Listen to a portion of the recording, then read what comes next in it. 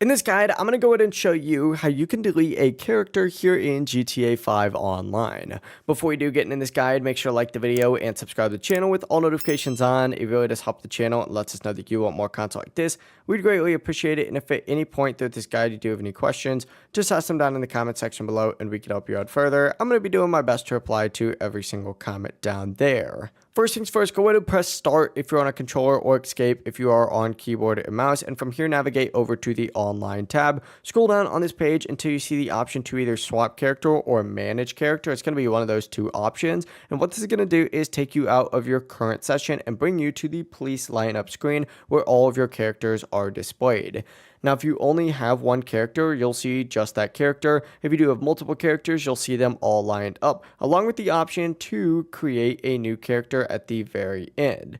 Essentially, just look in the very bottom right corner of the screen, and you're going to see the option to delete a character. On Xbox, you just have to press X. On PlayStation, you just have to hit square, and on PC, the correct key will be shown on screen. Just confirm that deletion and keep in mind that this will permanently delete that character, including all of your stats, skills, and progress tied to that character. If you don't want to fully delete your character, you'll also have the option to create another character instead, which I would definitely recommend doing if that is the case. But yeah, it really is as simple as that. If you guys did have any questions, just ask them down in the comment section below and we can help you out further. I'm going to be doing my best to reply to every single comment down there. Before you do leave this guide though, make sure to like the video and subscribe to the channel with all notifications on. It really does help the channel. It lets us know that you want more content like this.